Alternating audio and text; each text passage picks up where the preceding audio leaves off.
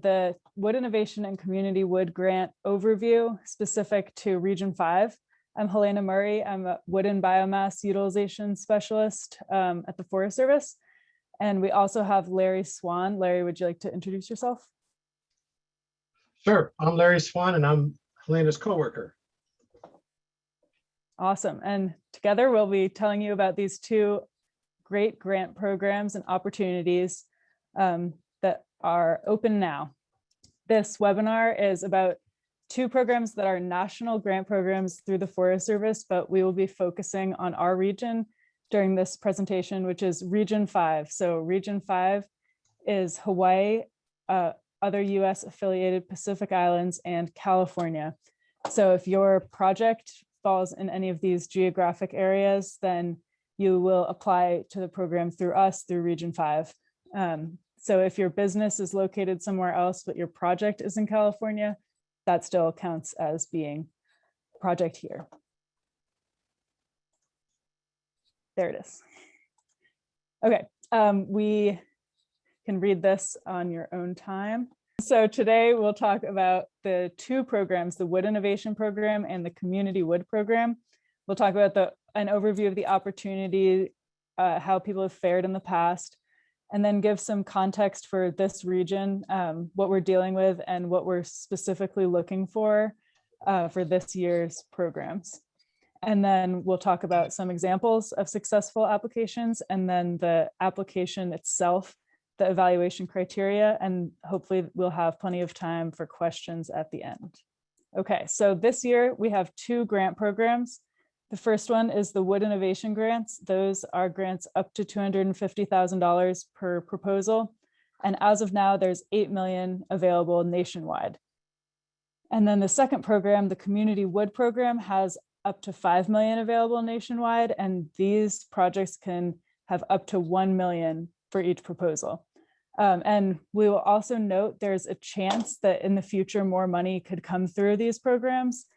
So I would recommend applying if you have an idea that could be competitive, just in case those funding amounts go up, or you could get another opportunity too. So this isn't the only chance. Okay, so in 2021, last year, for the Wood Innovation Grant Program, nationally, they received 106 proposals and 41% of those were successful. So that's a pretty decent success rate. It's still very competitive, but not impossible. They awarded almost $9 million for 34 wood products markets and 10 wood energy projects. 21 of the wood products were related to mass timber, and Larry will go into this more later, but here we're not specifically focused necessarily on mass timber. So other wood products definitely can be competitive as well. In our region, generally, we have about 5 to 10 successful awards every year. Last year, there were 8 successful projects totaling 1.6 million in grants through our region. Okay, so now I'll talk about the Wood Innovation Grant Program specifically, and then I will talk about the Community Wood Program. So the Wood Innovation Grant, many of you may be familiar with this one. It's been around for a couple of years. The purpose is to stimulate or expand wood products markets and wood energy markets that support forest management. Priorities are reducing hazardous fuels, reducing forest management costs, and community economic and environmental health. So this program is pretty broad. Many different types of projects can fit in with these purposes and priorities, and we'll go through some examples later. So this year, up to 8 million total as of now available. Individual awards up to 250,000. A 100% match is required. So this means for every $1 of federal money that you request, you have to provide $1 of money from your own, any non-federal source.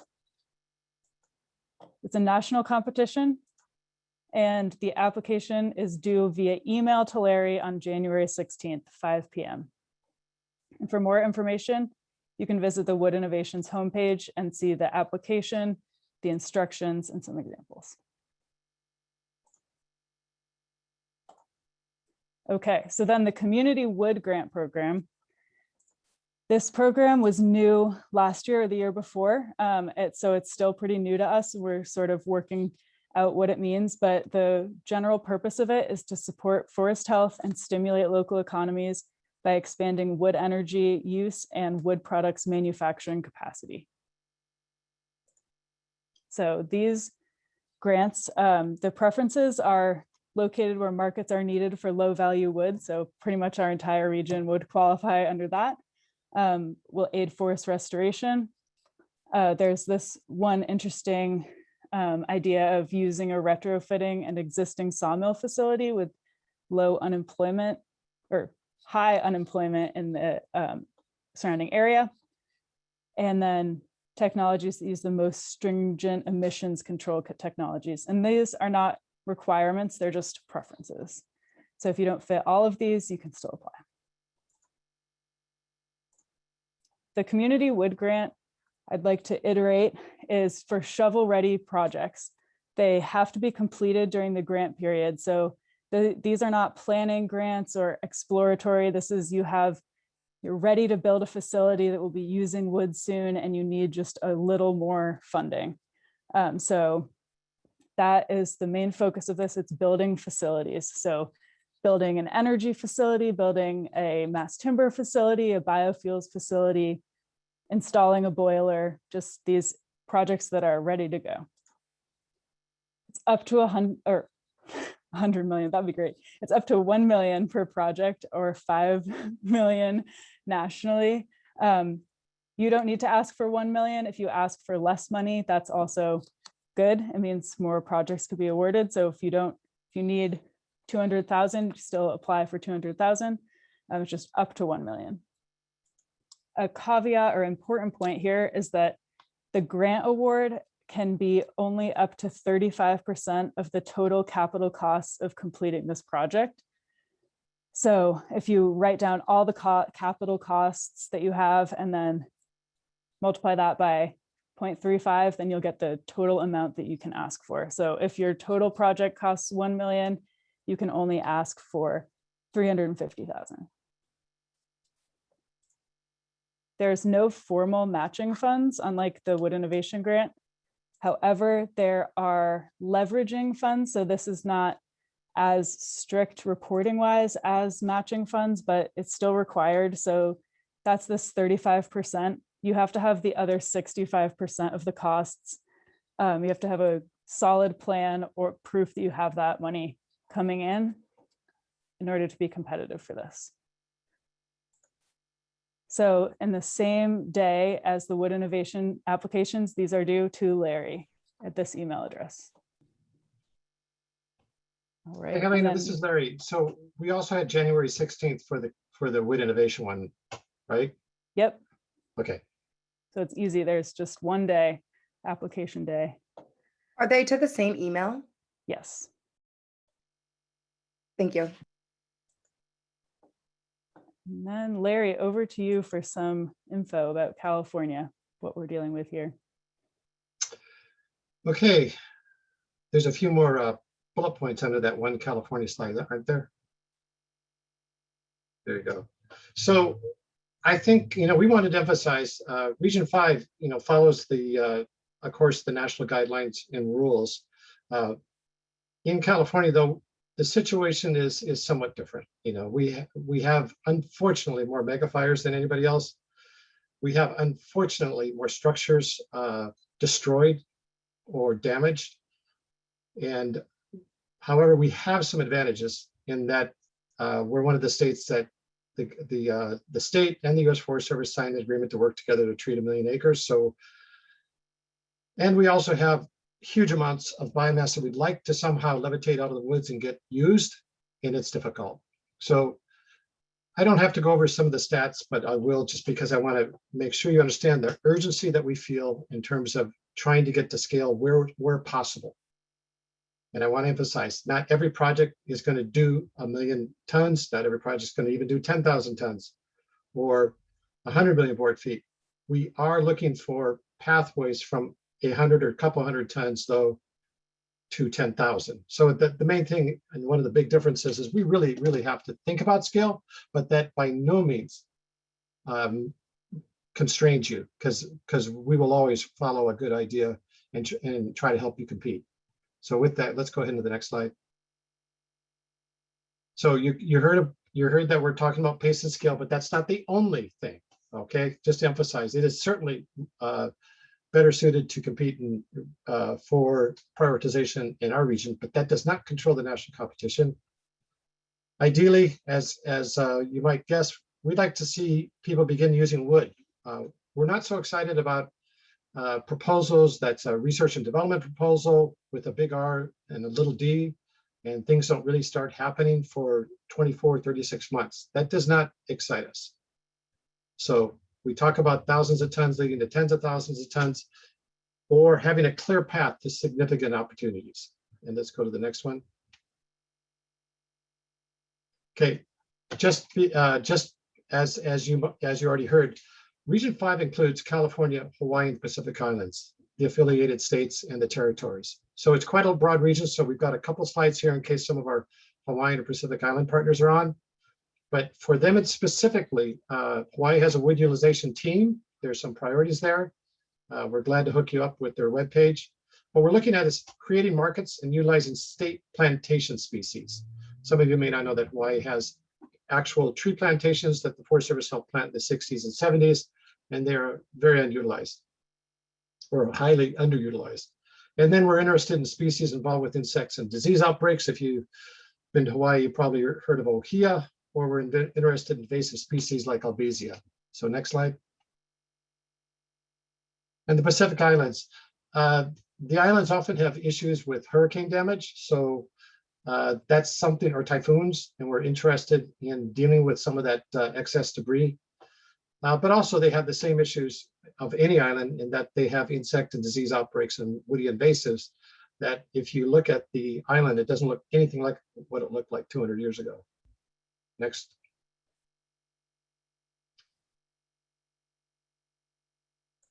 So as part of the application, it asks for you to explain how your project aligns with state action plan or related documents. And so we have these 3 documents that you can look for to see some of the state priorities. We suggest reading the Shared Stewardship MOU between the Forest Service and the state of California, the California Forest Carbon Plan, and this Wildfire and Forest Resilience Task Force Action Plan, and in your application relating your project to some of these priorities outlined in these documents. And then for Hawaii and the Pacific Islands, here's some links to their action plans and where you can find that. Back to you, Larry. So wood energy, this actually comes from the examples provided in the information on the website for the Wood Innovation Call, or for the Wood Innovation and Community Wood. But preference doesn't mean only. Preference does not win. Preference only indicates that this would probably help elevate the particular application. So we would love to see supply from National Forest System lands, which it's logical because we're using National Forest System funds for this. But absolutely other lands, and we are always interested in wildlands that have high fire risk. We want to aid with our wildfire recovery efforts. As you all know, it was about 1.4 million, 1.5 million. And unfortunately, it hit a lot of high productivity timber ground. And of course, again, we lost lots of houses and really changed a lot of people's lives. We'd like to strongly encourage industry partners. If there's no industry partners, sometimes that is not as competitive. That's a very important factor. If you can bundle multiple projects, and that means, for example, you've got a couple things that are related. If it's logical, we want to see those submitted together. If it's illogical, of course, don't. Immediate and measurable results, we are big on that here. You know, research and development is fine, and we do fund it at times, but we are most interested in the immediate and measurable results. And innovative energy projects such as biofuels that's always of interest and also fits in with state priorities. Previous examples, in terms of clustering, the BioMap program, which many of you are intimately familiar with, and perhaps more so than you want to be, that would be considered a cluster when you might have a biomat proposal or project going on with a small sawmill. We'd love to see dry kilns or something like that. That would be a cluster. Cooling, we've never had this happen yet, but in terms of bioenergy, when you're doing something like a bioenergy project, cooling is energy, and so is heating. Admittedly, there's challenges with emissions. We've never pulled that one off, but just to let you know, that continues to be of interest.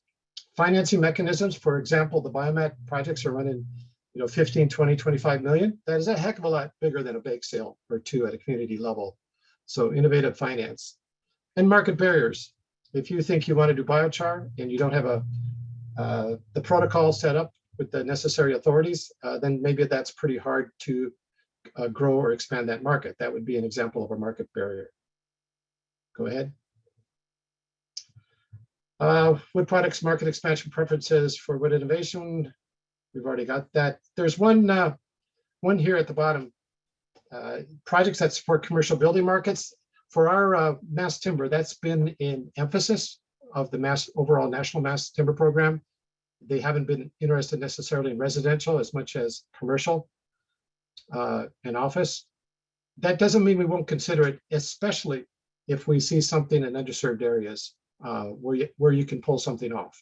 So our minds remain open, although there's a national emphasis on that other market segment. We already talked about mass timber. For the most part, mass timber is difficult because it's using higher grade lumber, but we like to see examples using lower grade lumber. We know there are some smaller examples out there that would use different species and that may not be load bearing. In other words, they may just be for walls or something. So, or they may be used as matting to reduce erosion and soil impacts. There's lots of ways to use mass timber. We're not interested in just construction. Small sawmills, here's a kicker for those folks who have small mills. 500,000 board feet log scale minimum is what we're looking for. And those of you who have small mills may realize that's if you're working regularly and you're producing a reasonable amount per day, that's not that hard to hit. But that's what we are interested in, just because as they get smaller, they become small, portable, and even hobbyesque. Even those that are they use them for custom purposes and they do make money, we have to look at larger usage. So 500,000 log scale is what we usually start at, but we're willing to talk. We've done some equipment leasing where the equipment being leased serves as a bridge. For example, where we actually may not have had say, for example, a biomass plant. And so people weren't buying the necessary chippers or the right types of trucks or something like that. We have helped people lease equipment with the Wood Innovation Program. We no longer buy except for stationary energy equipment in the Wood Innovation, but we've done some of that, although it has to be a pretty strong case. Biochar market development, we have lots and lots to talk about biochar, but we'd like to see markets, and market development is something we look at very hard. If you say I'm going to apply it in an ag setting, that's fine, but you've got to show that there's more than just one owner doing it, and that it's a pathway to more. We also looked at biochar used in filtration, and we're looking at, for example, how well does it mitigate mercury coming off of old hydraulic mining. So we're interested in market development. And specialized markets, this blue stain pine and mulch. Unfortunately, we're going to see a lot more blue stain pine. There's only a limited market for it, but if you can figure out how to push more blue stain pine into those limited markets, we're interested. In California, having one of the largest mulch markets in the Western US, it isn't a bad place to be sometimes. Next. Community wood examples. Helena, why don't you take this one? You're actually more up on this program than I am. Sounds good. So for community wood, this is a new-ish program, as you said, so we don't have very many examples here. We've had one community wood project be successful. It was installing a boiler for heating hot water at an industrial facility. So there's plenty of different projects that could qualify under this grant. The biggest thing is that this project needs to be operational within the grant period. So this is shovel ready, as they say. It needs to be pretty much ready to start construction. Here are some examples. You could upgrade a sawmill that's in a low income area, install a new wood-fired boiler for heat, build a wood products manufacturing facility. It says innovative wood products, and we can discuss that on a case-by-case basis. I think a lot of different things can be innovative for different reasons. Biofuels facility that will use wood from the forest. All of these would be very competitive, and we can work with you to help determine how this program might fit with your idea. So Helena, how would that work with dry kilns? Great question. I believe that the dry kiln would count as a sawmill upgrade or a wood-fired boiler for heat. So the dry kiln project would be, say your whole dry kiln building, planning, installation, construction, all of that costs $1 million, then you could request $350,000 to do that through this program, just as long as you're planning to complete the kiln building within the next couple of years. I might also add that for those that are considering heat or wood energy, the Forest Service has a national engineering technical assistance team, and we've used them now 2, maybe 3 times in California, and they've done very, very well. These have usually been industrial settings or in one case a more community heat situation. So they're not like a single small boiler in a schoolhouse or something like that. These are larger situations. We've gotten excellent feedback from the commercial entities who've used them to hone down what they can do. So be aware that that might be out there. So give us a call if you have something related. Yep. And I would also add the one real limitation on this program is for wood energy that's combustion based, generating heat or electricity. It needs to be less than 5 megawatts total and thermally led, which means that heat has to be the primary product produced. So you can produce electricity alongside heat, and that's okay. But that size limit and the heat focus, I think, might exclude some projects. But for wood innovations, you can apply for big bioenergy, for electricity. That caveat is just for this community wood program, which gets into my caution, which is that these are 2 different programs. They are not the same. They have different applications, different criteria. So your organization could apply for both. You could apply for 2 wood innovation grants. You could apply just for the community wood program, but it is separate. It's a separate review process, separate application. So if you want to be considered to both, you have to fill out the application for both, and they are not the same. So anything to add on that, we've got Larry? a question in the chat box from someone who knows better. I think Patrick is trying to point out that the due date this year is January 19th, not the 16th. Oh, sorry, Patrick and everybody. Well, in that case, it's the 19th. I can't see the chat, but thanks for pointing that out, Patrick. I don't mean to jump in here. I didn't know if the regional, if this is a regional thing or not. I mean, I just wanted to just. No, I think I must have just read it wrong. Okay. So, thanks. So thank you very much, Patrick. So everybody, cross out your notes, make sure it reads the 19th. Yep. And not the 16th. So thank you very much, Patrick. Patrick really saving the day here. All right. But the 16th would be better for me. 16th would be great. Yeah, we could just keep it like that. Have more time to review. Anyway, it's the 19th. So the 2 different programs, both the 19th. All right. So the application, these things are similar. So 2 parts, there's the narrative and then there's the required financial forms. And these need to be submitted in 2 separate documents, submitted at the same time via email. There's 6-page max on the narrative. I would suggest just going through the application and answering the questions in the order suggested. And then in the appendices, there's specific info required and some optional things. So be sure to read through the instructions thoroughly and the application. For letters of support and match commitments, letters of support are great to have for partners that will have substantial involvement or impact on the project. For many letters of support, people like to have some notice, especially if you're asking a Forest Service unit for a letter of support, which we would recommend. So if your project is near a national forest, getting some support from that forest is great. Just be sure to reach out sooner rather than later to request letters of support. I would say quality over quantity with letters of support. So if you have someone who is kind of interested, they don't need to write a letter of support. We really want to see the project partners and groups that this project will have a large impact on. For the match commitment, you need to have a letter of support committing match from any third party organization that will be contributing. So say you have another grant from an NGO that you'll use as match, you need a letter from them confirming that amount that they'll provide. Anything to add on this, Larry?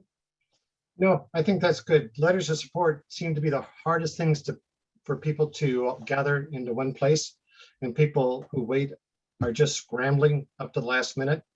So please get on that early and get it done.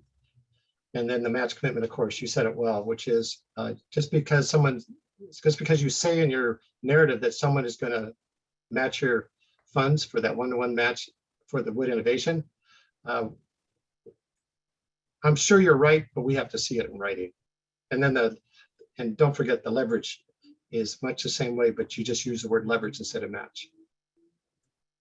So this year there's a new emphasis that you'll see in the RFP, which is projects that support, benefit, or engage communities that are historically underserved, marginalized, and adversely affected by persistent poverty or inequality. So if your project has these components, you can explain this in the project impact section of the application. If you don't have any of these, it doesn't mean that you won't qualify for the grant. You can still get the grant. This is just an emphasis area. So if your project has these components, it would be great to highlight them. You have that opportunity. Larry, do you want to go over the criteria? Yeah, for the wood innovation grant, as Helena emphasized, and I'll say it again, this is a pretty straightforward application. It sounds complicated, it's not, and I'm sure Helena is going to emphasize getting a hold of either her or myself with any questions. But the point is you are evaluated by a national committee, and you have to show under the answers you give to the questions or the sections you're required to fill out, alignment with the goals and objectives. That's only sensible. You know, if you're requesting money, you better be able to defend the reason you're asking for it. Project description, the application has certain components and certain questions, and I cannot overemphasize, just answer the questions. You don't have to go fluffy on us, okay? Just answer the questions. Project impact, it helps you a lot to be very clear and realistic about deliverables and outcomes. Someone who says they're going to solve the hazardous fuels reduction issues in California probably would have a challenge defending that. Someone who says I'm going to accomplish something like 500 acres a year by grinding this amount of wood with this amount of production rate, that's probably defendable if that's one of their outcomes.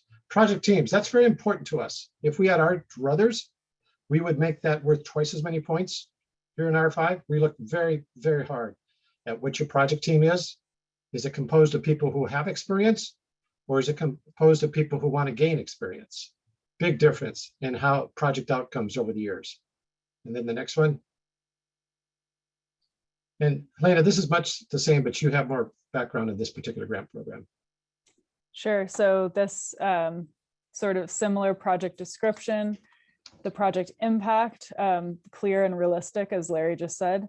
And then this one has technical criteria, and that is outlined in the application and in the instructions what that means. And it's worth a substantial amount of points. So just make sure that you address those technical criteria. Here's a question for you, Helena, because you're still on Community Wood. The question from the chat box is, if they're doing a biofuels project, does it still have to be thermally led and smaller than 5 megawatts? I believe biofuels counts as an innovative wood product. So no. And Patrick, if you disagree, feel free to pipe up. And we'd love to see some biofuels that use wood, and yeah, that's an innovative wood product, in my opinion. And then the question from George Schmidbauer is, how is thermally led determined on a cogen project? In other words, if more energy is being used for thermal, like a dry kiln, than used for electrical generation, then it's thermally led. And George, you can let me know if that answered your question.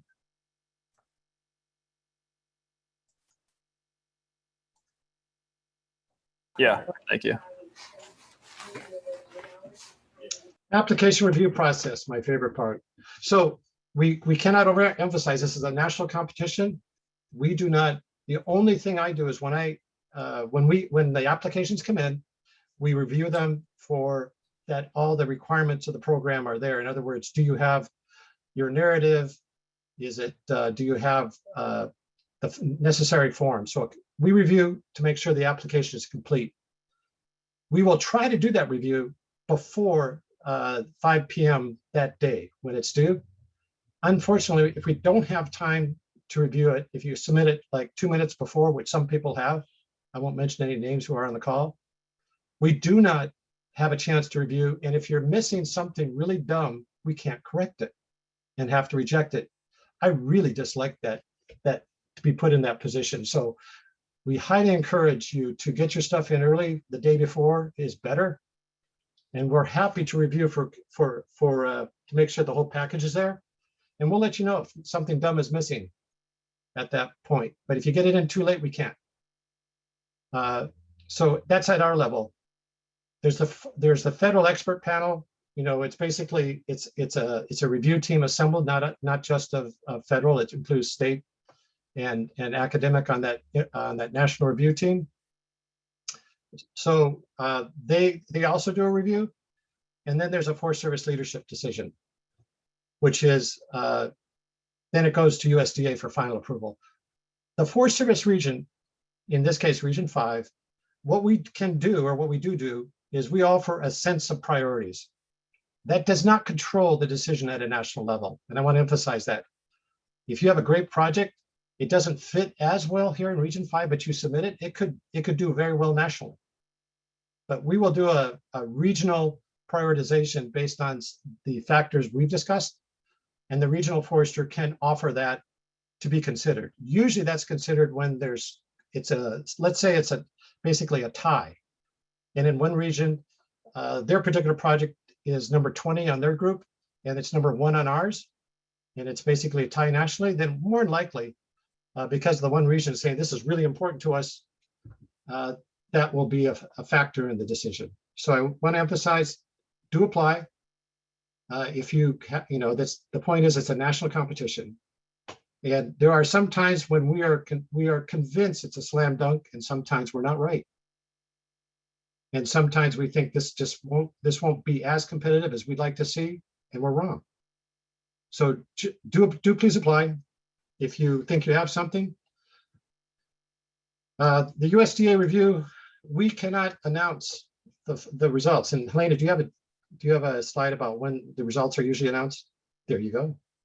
The announcement is usually around, we'll just call it beginning of May. We would love to see it beforehand. But sometimes we do not announce before the Secretary of Ag or the Chief of the Forest Service. And then it usually takes, for Region 5, it usually takes 30 to 45 days to do the final written approvals. August 1st would be, there's usually 1 or 2 that have certain things that need to be corrected that occur later. But normally we can get them out the door within 30 to 45 days in Region 5. And Helena always So- likes this slide. Larry would like to remind you that I guess this is now the 19th, but before the 16th would also be great. Please email the applications on time. We would like to see them.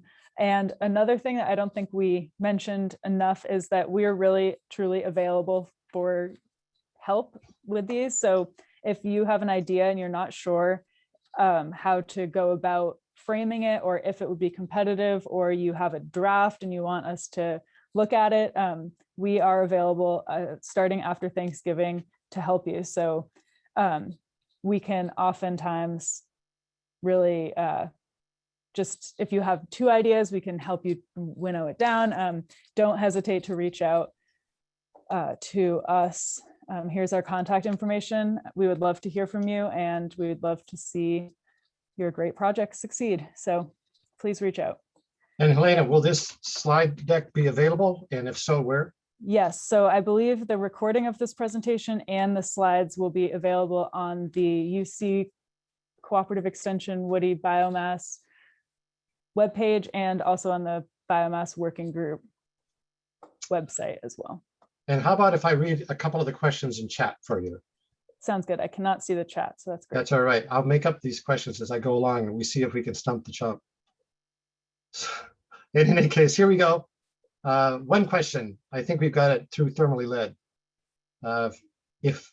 From Keith Logan, if we've built a wood energy widget by December 31st, our project submission would be to take that prototype widget, which would be operable in producing lumber, develop 2 more iterations via testing, design, and materials improvements, and to have it placed and sold to at least 5 facilities in California. Would that be a reasonable proposal to submit? And I suppose the question, you've built the widget, it would be operable, producing lumber, you're going to develop 2 more iterations for testing, materials improvement, and it would be sold to at least 5 facilities in California before the project ends. I'd be curious as to how much it would be producing and what would be the raw materials it would be using. So give us a call about that one, okay? Elena, do you Yeah. have anything? I would just say reach out and we can set up a call to talk about that specific question. What about a biofuels project coming online within 24 months of the award date? Would that fit the grant timeline? Sounds just so excellent. Sounds great. Especially if the biofuels project is actually going to use more than a few thousands of tons of wood, that would be even better. Right. Oh, I think we forgot to mention the normal time of these grants. So 2 to 3 years would be appropriate to apply for. And it is possible for us to extend them if roadblocks are encountered a couple more years. So just in a general timeline is 2 to 3 years if you're thinking about the project. And Patrick brought up another really good idea. In the chat box for those there, there's a link to a database of projects and a cool map. And Patrick has been putting that together. It's a little, it's not that late in Milwaukee right now, but there's a link there. You can check out other projects. And I believe it has a summary paragraph about them. And some of them may appear, it's not something Patrick can control, but some projects that appear in California are more national in scope. For example, some mass timber explosives testing and ballistics. And some projects that may appear in another state may actually show up in California. So do please go through it. It's not perfect, but it's the best we've got. We've never had it presented in this way. So there we talk about, can a project be back funded from the grant if the construction is underway? And that one is basically, if you spent the money, we're not going to reimburse you. The money, where we can reimburse is what happens after the signing of the grant.